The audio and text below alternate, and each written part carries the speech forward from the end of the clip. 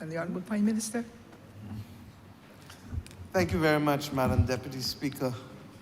I am truly honored to be able to lead a government that has brought this policy to the Honourable the House of Assembly for the review of our nation and for creating a better deal for persons living with disabilities in this country. I think you will recall that upon the swearing-in of this current cabinet at State House in 2022, I made it absolutely clear that one of the priorities of this government would be, even as we were recovering from a pandemic, would be to start to focus on the terms and conditions and the quality of life of persons living with disabilities. On that occasion, I also shared with the country my own personal interaction, because I was raised effectively not just by my parents, but by my aunt, who is deaf-mute and who has lived with my family from the time my parents got married, and next month will be 60 years. And for a young man to assume responsibility for his wife's sister to live with them at the age of 25 years old shows me everything that I need to know about my father and his sense of empathy and his commitment to family. I know firsthand, therefore, the need for respite. I know firsthand the need for someone to be there at all times because she could never be left alone. I know firsthand what it means to teach children the responsibility of caring from an early stage for someone else in the family who may not be able to do some of the same things that others can do. And when I look around this country, separate from what I know firsthand, I have seen too many examples of it, with parents literally giving their lives to ensure that they are in a position to be able to support their children, to recognize that circumstances vary from family to family, but that in every instance, the absence of an enabling environment and an environment that empowers both them as caregivers as well as their children or charges is one that will make life multiple times more difficult for them. And I start first from the point of view of the parent before I come to the child as an adult.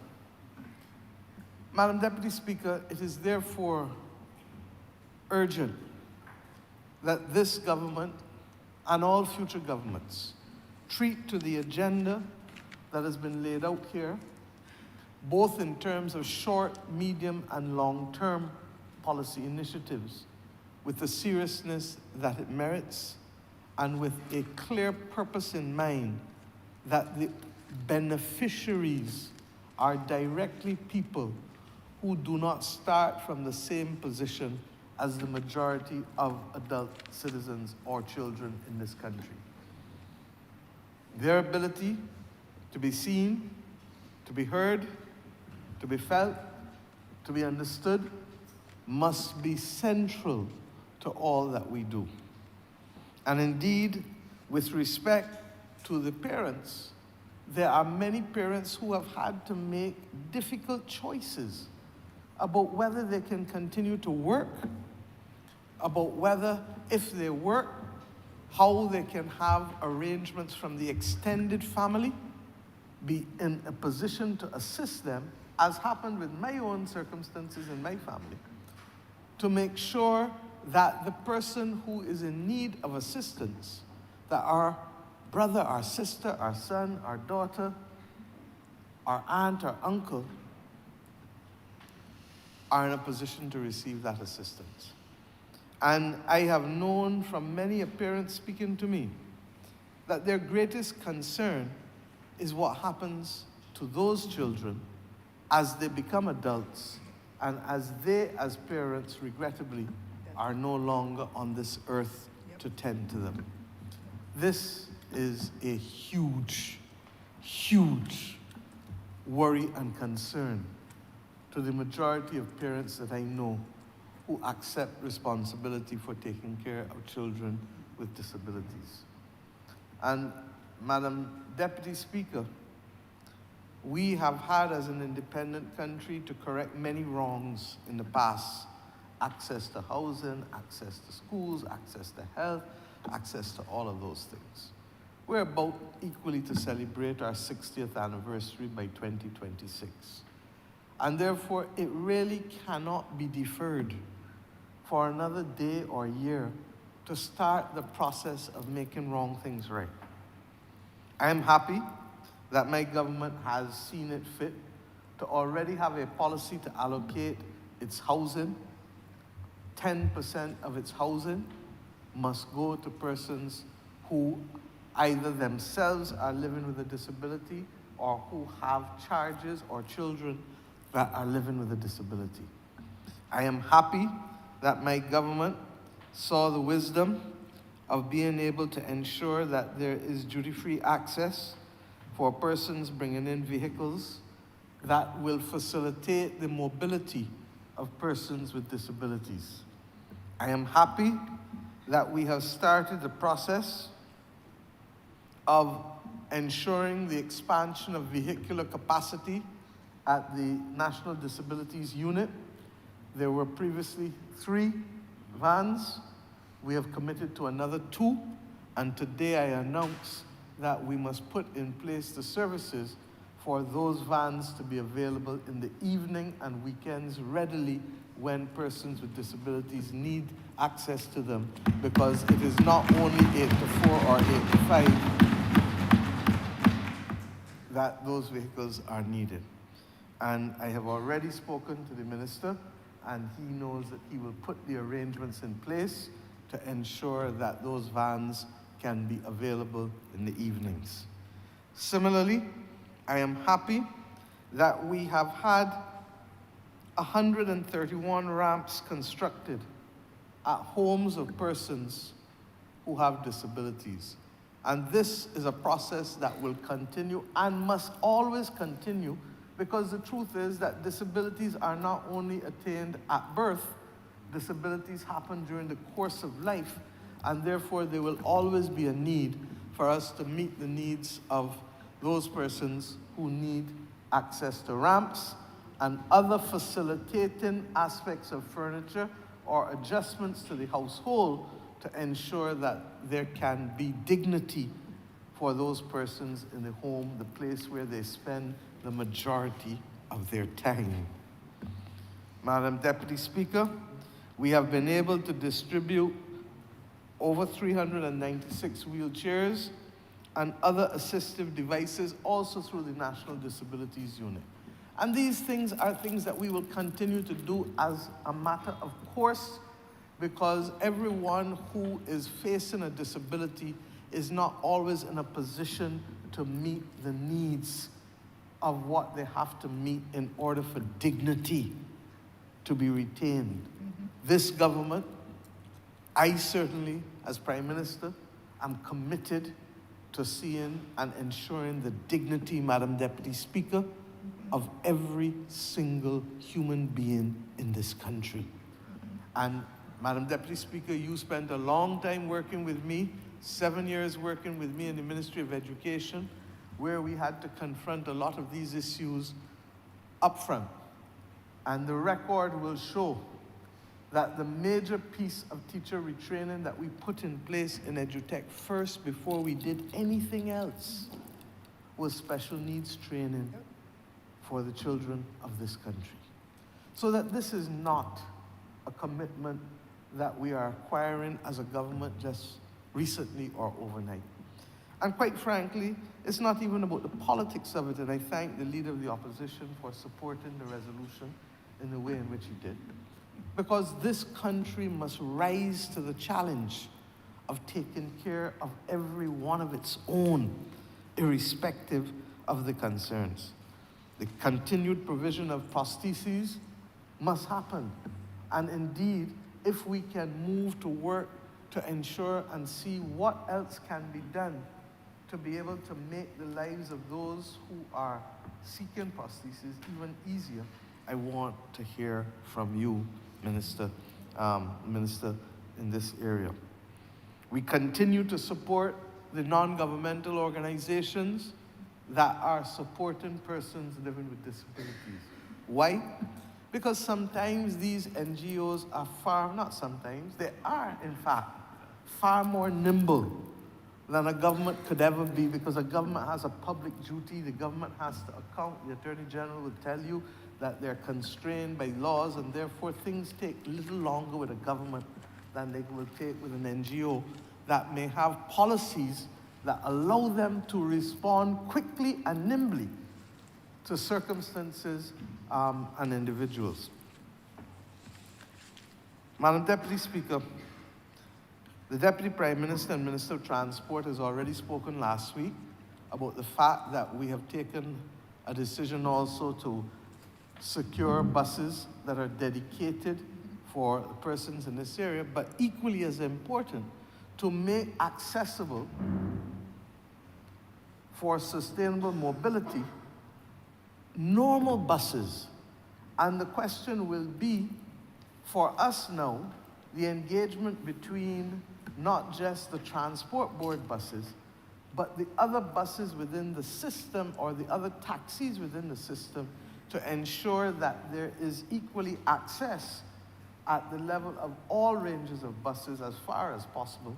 May not get 100%, but those people who are buying new buses who are privately owned need to remember that there is a client class that also needs to be served, and that if we fail to do so, we are not maintaining our obligations. It may well be that I will await the recommendation of the Honourable Minister, the member for St. Michael South, who, along with the member for St. James North, continue to do excellent work in teeing up the policy programs for the government to take these decisions. I know that previously, ma'am, that you in a previous lifetime too would have done a lot of the work that they are now bringing to fruition with respect to the policies for persons living with disabilities.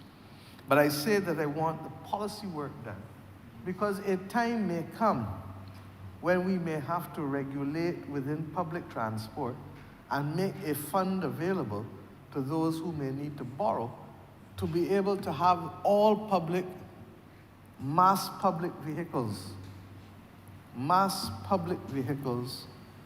have some capacity for persons with disabilities. And if it is all, then it means that you can have an equitable burden so that there is not a disproportionate burden carried by any one public service vehicle. But we will not make instant policy on this. We want the Ministry of People Empowerment to meet with the Ministry of Transport and to meet with the transport providers to see how best sustainable mobility can be guaranteed. Because at the end of the day, it is that mobility more and the agency are the two things that most of all are valued with respect to inclusion in this country. Madam Deputy Speaker, similarly, the introduction of sign language as part and parcel of curriculum in schools needs to be addressed, particularly in the primary schools, because that's when children are keen and willing to learn. I don't need to say anything to you about primary school children, Madam Deputy Speaker. You can teach all of us in here and still got more left back in you to give. But the reality is that just as we have someone here interpreting for us today for the members of the audience who technically we are not supposed to see from where I stand, but who I still see regardless, that we need to ensure that more of our children can communicate in this way so that there is seamless interaction. And then secondly, we need to ensure that those kids who are blind all have access to the aids that are needed to ensure that they can have full integration. I want to, as I said, say that I am proud to recognize that our country is evolving in this way. That we had a president of the Senate who was able to distinguish herself by acquitting herself and in the job with utter and absolute distinction should be of credit to all of us. Before her, as president of the Senate, we also had another senator who had issues with his sight. And since then, we have Senator Andrele Boyce, who is also serving. I thought we'll send Linton first. And so we also have Senator Andrele Boyce now with us, who is carrying the flag in the Senate for persons living with disabilities. That this Parliament has been sensitive to that without it being in a constitution is a signal recognition of where our heads and hearts are as Bajan people across the political divide. And long may that be so. But you heard me say that parents worry about what will happen to their children when they pass. And therefore, we have been discussing, and the minister has not quite settled on the location, but it is important for us to build a respite center and to build a residential facility that can start to accommodate adults living with disabilities who need assisted living.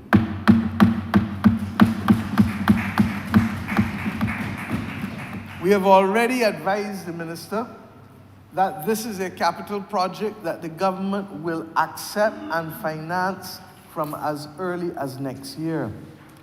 And we know that he has been completing this year the process towards the Center for Senior Citizens, similar to the Vauxhall and the Seroptimus Village.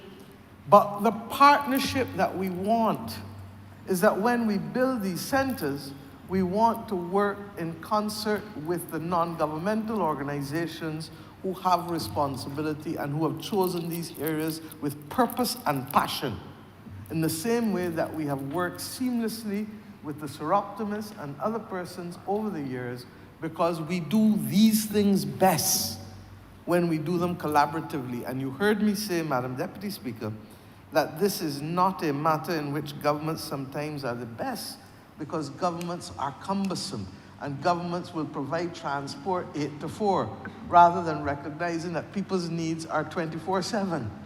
And that is why I'm making the shift, the sea change today, in saying that we can't only meet people where government is, we need to meet people where they are. And that is when government policy becomes absolutely effective. So we will create a village, because we don't want it looking like an institution either. And the assisted living village will then ensure that those who can do a little more for themselves be allowed to do a little more for themselves. And those who can't, well, you will benefit from the support services. The notion that we have to have people go to the psychiatric hospital in order to be able to be taken care of as an adult is not the kind of Barbados that we want. And therefore, we will make that change with the development of that capital project starting in 2025. Similarly, we have to address the issue of legislation. I expect that the legislative framework, which is already prepared in draft, will be laid before the end of this year, and that it will give all persons the opportunity to appreciate that the government is serious about ensuring that the policies that we put in place and the call for non-discrimination for all of our citizens is captured not just by the will and actions of this current government, but will be captured in legislation to govern the behavior and to dictate the kinds of attitudes and values that we expect to see from our people in this country. There is no doubt, excuse me, that we are going to need to have a situation where public sensitization and public education is top.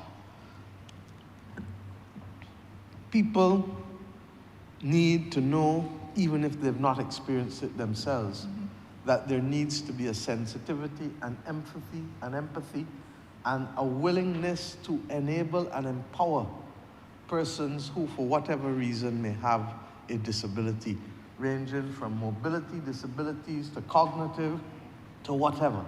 And to that extent, Madam Deputy Speaker, I pray that the Minister of Home Affairs, who is in charge of information, will work with all of the NGOs through the National Disabilities Unit to develop a public education program that is designed to sensitize these simple things on TikTok and all the other things. Instead of us watching a lot of the other things that we watch that we don't need to, let us watch things that will aid and improve our sensitivity and our understanding of how we take care of one another. And remember that there, but for the grace of God, goes any of us.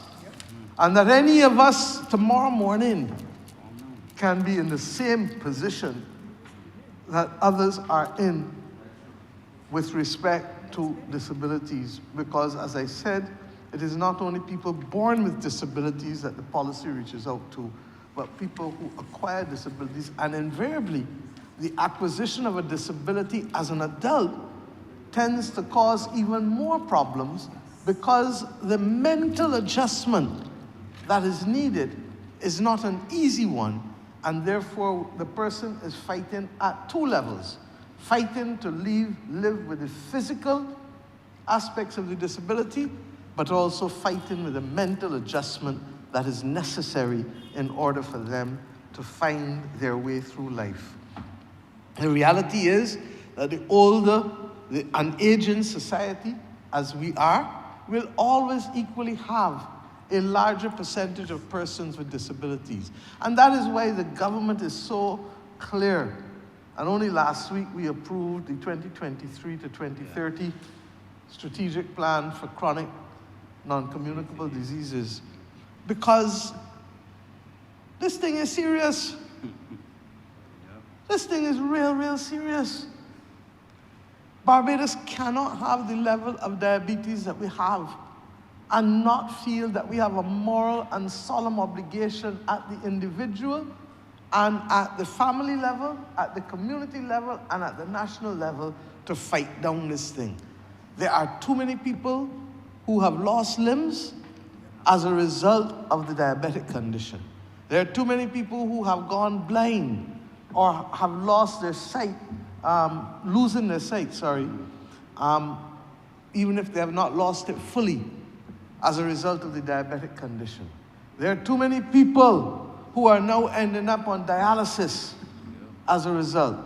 And even though dialysis doesn't have the same limitation of mobility for you with respect to the loss of a limb, it limits your mobility because of the length of time that you have to stay hooked up on a machine, and then the consequential scars and everything else that go with that. And your life is therefore completely compromised, and you are effectively still living with some kind of limitation. So that we have to attack it at source by changing our behavior and not believing that this debate is only about persons who are born with disabilities, but it is also, regrettably, about those who have effectively become disabled as a result of circumstances in life, whether it is an accident or whether it is a condition, as I said, such as diabetes, that has literally catapulted you into that situation. Madam Deputy Speaker, I want our children in primary schools, in pre-primary schools, to embrace the love and innocence that is naturally theirs, and to ensure that they interact in a meaningful way with others who are different from them. Difference does not mean bad or good. It just means different. and the love that comes, particularly from persons who have been challenged in one way, either physically or mentally, is unbelievable. It is almost as if God has given them an abundance to offset for the other things that they have not received. And that we as adults who are able-bodied, or children who are able-bodied, take a lot for granted and don't recognize that that part of our personality, that ability to love, that ability to emote, that ability to reach out, is really and truly what the New Testament is about, what most religions are about. Love is central to it. And these kids have been blessed, for the most part, with a lot of love in their heart. And the societies in which they live have a duty, in my view, to return that love and that care in every way that we can. The issue of accessibility in public spaces and public buildings, Madam Deputy Speaker, we have indicated, and I've spoken to the Deputy Prime Minister about this before, with sidewalks in our towns, and to the Senior Minister with respect to our buildings.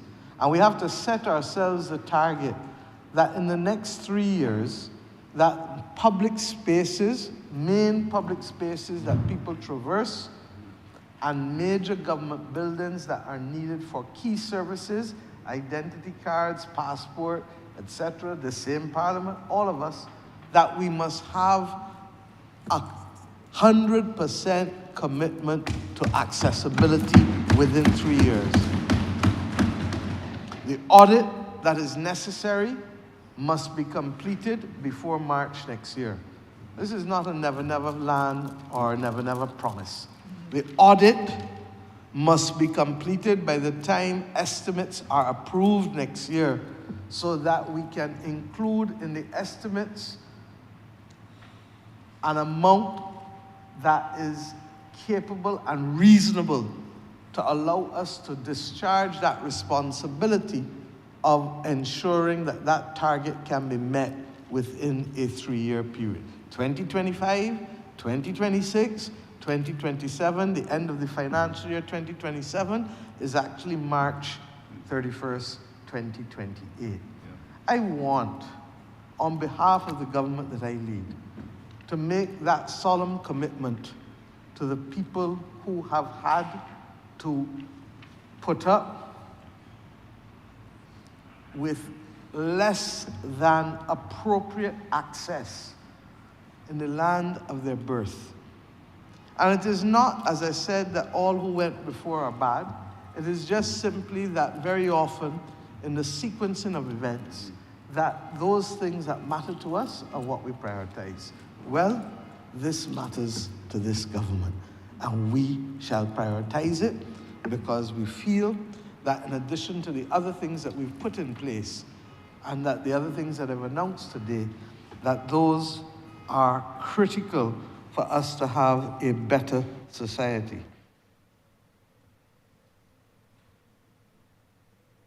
We have already announced the non-contributory pension being made available to 6 categories, I believe, of persons with respect to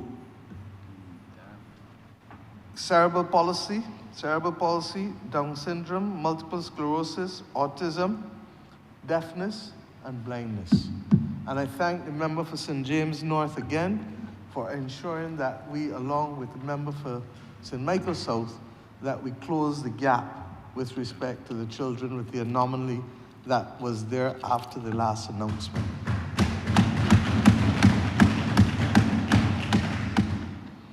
This is only a start.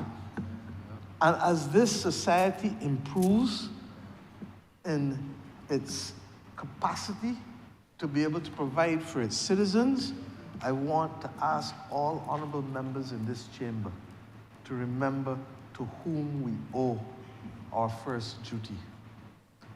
More often than not, in particular with those born with disabilities, we cannot have them being a victim of circumstance. And I want to pray that the legislation that we bring will be strong enough to commit the country to action and future governments to executing that action. I would like to say that there will be no further persons with disabilities ever in the world, but we know that we cannot say that. And if we cannot say that, then we need to ensure that the mechanisms that we have are capable always of being able to provide for them. Madam Deputy Speaker, there will be other policy initiatives that we will get into. The Constitution that is going to come will certainly protect the rights from discrimination of all persons with disabilities in this country. And I go further. I believe that the Honourable Attorney General is aware that the Constitution binds the state, but we need also to bind persons in other public access. The Honourable Member for St. Peter brought a non-discrimination bill in the workplace. But it is not only in the workplace, and it is not only the state that may be guilty. So there is still a lacuna for how we treat the discrimination by other private actors within the context of the functioning of this society. And the government is committed to close that gap as well. And then, of course, you heard me say on Friday night, all work and no play is not good. You need a balance. And therefore, the ability to ensure that persons with disabilities can have access to recreational facilities or events or programs, to sporting and leisure events or programs, to cultural events and or programs is critical, because like us, they feel they want to participate and they must be allowed to do so with the full support of the National Cultural Foundation, the National Sports Council, and the National Conservation Commission, seeing them as stakeholders and clients up front in the same way that they see any other grouping within the society. And I give you that assurance. On the matter of disasters, data, data, data. I am now tired of saying it. You cannot prepare for disasters if you don't know who has what, where they are, what they need, how they need to move. In other words, the full profile. And that is why I've said to the Minister that it is critical that we have an awareness program to get all persons living with disabilities to register. Without registration, the government first and foremost cannot know that you are there and try to help you. But secondly, without registration, we can't also understand the policy dynamics and the ecosystem that we must put in place, because for me to assume and to tell you rather than listen to you is a form of arrogance that should never be associated with any government in serving and servicing those client classes that it must service. And therefore, the fundamental voice that we want to hear is your voice. I heard somebody saying over and over for the last few months, when you vote, you have a voice, and when you exercise your voice, you have power. They may not have used those exact words, but that is effectively what they're saying. And the voice that I need you to exercise is to register and to provide the profile, because the data is what will inform policy. And the data is what will allow us also to help you individually in ways that will make a meaningful difference to your life. So, Madam Deputy Speaker, I share these few words and do so with pride.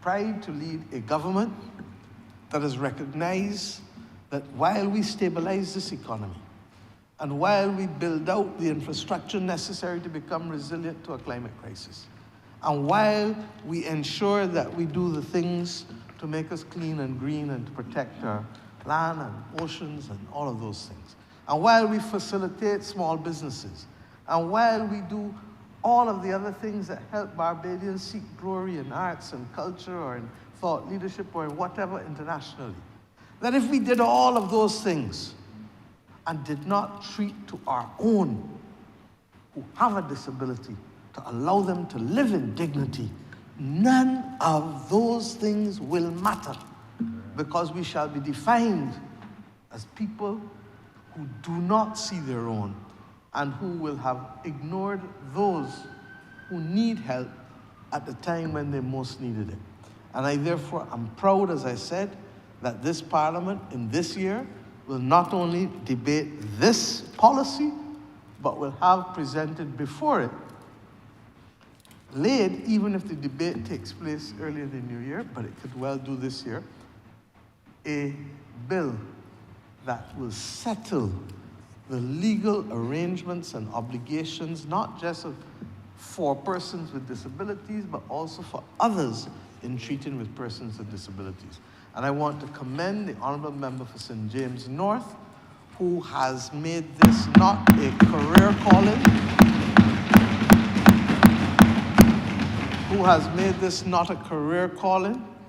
but has made this a purpose in his life. And he, too, has known what it is firsthand to have to develop and to live with that empathy and to treat to his own family in ways that bring distinction and honor, not just to himself and his immediate family, but to his mother, who I worked with for a considerable period of time as Minister of Education, and who we know certainly would have been responsible, along with his father, in instilling those values in him that have allowed him to give back beyond his duty to his practice or his family or his constituents, but to a purpose that will make a meaningful difference in people's lives. Madam Deputy Speaker, I want to commend you and the Honourable Member for St. Michael South, because both of you and the member for the City of Bridgetown, when he served in the ministry with the member for St. Michael South, all three of you have known what it is to give and to live with persons in a way that gives them dignity and honor and sees them and respects them. And I do not take for granted, and the member for St. Michael Northwest as well, I do not take for granted what it has taken for this government to get to this point and to be able to bring along as many as we've brought along.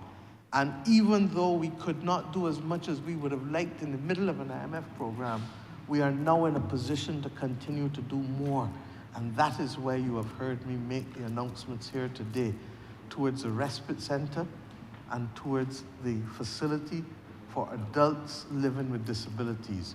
I've told Kurt that if we can get at least a 40-bedroom respite center, it effectively means that if you give each family a maximum of 2 weeks, it means that we can reach 1,040 families with a 40-bed facility.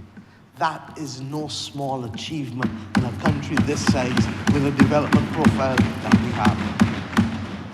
And I look forward, therefore, to seeing those plans and to having the groundbreaking, but equally to the other suite of measures as we have discussed.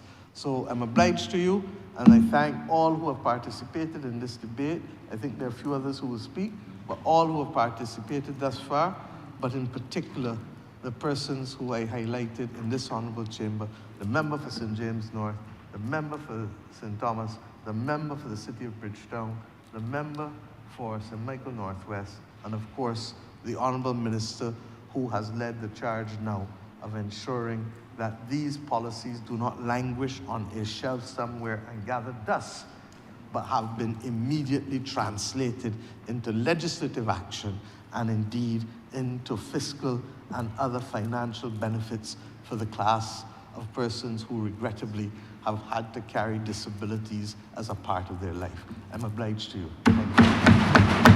I'm a member for St. Joseph. Madam Deputy Speaker, I propose that we should take our lunch break now. I therefore ask that we suspend this sitting until 2:45. 2:45. The question is that this honorable chamber be suspended until 2:45, 2:45 p.m. All other members in favor, please say aye. Those against, please say no. Methinks the ayes have it. This honorable chamber is now suspended until 2:45 p.m.